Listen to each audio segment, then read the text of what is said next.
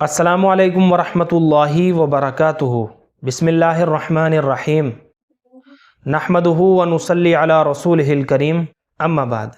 मोहतरम नाज़रीन हज़रात, इंग्लैंड से एक कमेंट है जो कि हमारे सब्सक्राइबर भी हैं। अस्सलामु अलैकुम मौलाना साहब, सिबगा नाम रखना कैसा है? वालेकुमुस्सलाम वरहमतुल्लाहि वबरकातुहु। देखिए, सिबगा स्वाद के साथ सबगा यसबगु के माना है रंगना, डुबोना, मशगूल होना।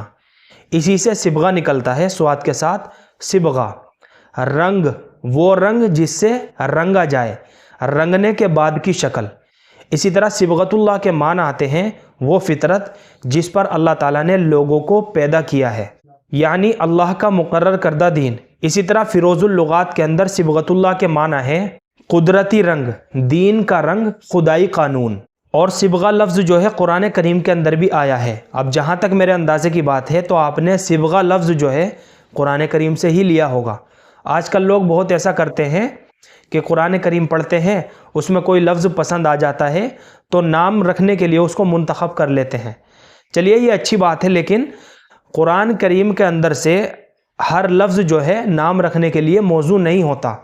इसलिए अगर कुरान में से कोई लफ्ज़ अगर हमें पसंद है तो सबसे पहले हमारे ऊपर ज़िम्मेदारी ये बनती है कि हम उलमाए इकराम की तरफ रुजू करें और सबसे पहले उस लफ्ज़ की तहकीकात करें कि बच्चे का नाम रखने के लिए ये लफ्ज़ मौजू है, सही है या नहीं।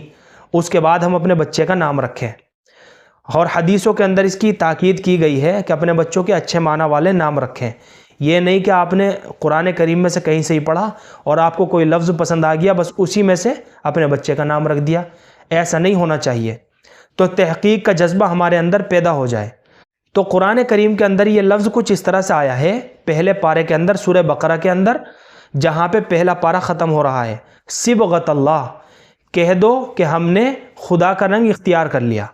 वमन अहसनु मिनल्लाहि सिबगा, और खुदा से बेहतर रंग किसका हो सकता है।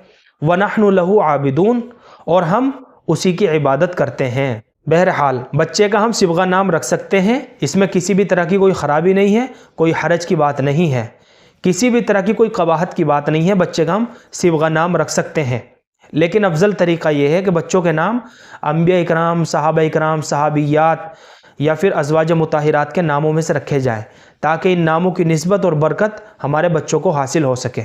तो सिबगा नाम हम रख सकते हैं, इसमें किसी भी तरह की कोई ख़राबी नहीं है, गुंजाइश है, हम ये नाम रख सकते हैं। मुझे उम्मीद है कि आप सभी हजरात को अच्छी तरह समझ में आ गया होगा। अल्लाह हम सबको सुन्नत व शरीयत पर पाबंद फरमाए। फ़क़त वल्लाहु आलम।